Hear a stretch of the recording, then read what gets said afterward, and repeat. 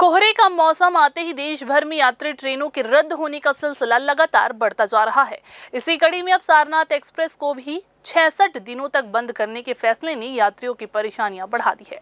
कोटा विधायक अटल श्रीवास्तव ने इस निर्णय पर सवाल खड़े करते हुए रेल मंत्री को पत्र लिखा है और मांग की है कि सारनाथ एक्सप्रेस को बिना देरी के नियमित रूप से चालू किया जाए। कोटा विधायक अटल श्रीवास्तव ने कहा कि कोहरे के नाम पर बार बार यात्री गाड़ियों को रद्द कर देना आम सी बात हो गई है, जबकि मालगाड़ियों का संचालन बिना किसी रुकावट के जारी रहता है।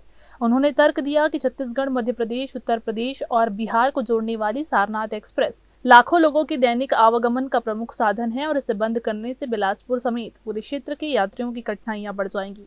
श्रीवास्तव का आरोप है कि रेलवे प्रबंधन द्वारा कोहरे का हवाला देकर देश भर में 247 यात्री गाड़ियों को 50 से 90 दिन तक रद्द किया गया है, जिससे करोड़ों लोग प्रभावित हो रहे हैं। साउथ ईस्टर्न सेंट्रल रेलवे देश का सबसे ज़्यादा कमाई देने वाला जोन है।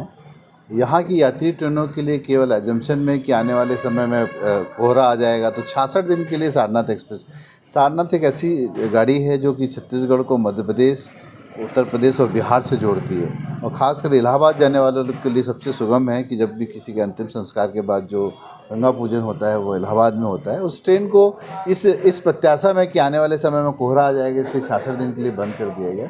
और अगर कोहरा केवल यात्री ट्रेनों के लिए है, जो मालवाहक ट्रेनें हैं उनके लिए कोहरा नहीं, तो कहीं ना कहीं ये यात्री ट्रेनों के साथ, यात्रियों के साथ, यहाँ रहने वालों के साथ, क्योंकि ट्रेन एक ऐसा माध्यम है जिसमें गरीब से गरीब आदमी भी कहीं जाके अपना इलाज करा सकता है। छोटे छोटे व्यापारी उससे व्यापार के सिलसिले में आते हैं, लोगों को एक दूसरे के शादी ब्याह में जाना है, किसी के उसमें जाना है, तो सबसे अच्छा माध्यम ट्रेन होता है। पर ये साउथ ईस्टर्न सेंट्रल रेलवे लगातार इस तरीके का छत्तीसगढ़ के साथ, तो मैंने मांग की है कि सारनाथ की ट्रेन को चलाया जाए, इस ट्रेन को बंद नहीं किया जाए और वो भी 66 दिन के लिए, केवल प्रत्याशा में कि कोहरा, जिस दिन कोहरा आएगा उस दिन मत चलाइएगा, जहाँ ज़्यादा कोहरा है वहाँ तक ट्रेन चलाइएगा, इलाहाबाद के बाद कोहरा इलाहाबाद तक चलाइए। पर ये कहीं ना कहीं कुछ और साजिश है, छत्तीसगढ़ की खनिज संपदा को लूटने का, यहाँ के शोषण की साजिश है। यहाँ से ट्रेनें एनाकोंडा निकलेगी 100 बोगी की ट्रेन, और यात्री ट्रेन 22 बोगी की नहीं निकल सकती।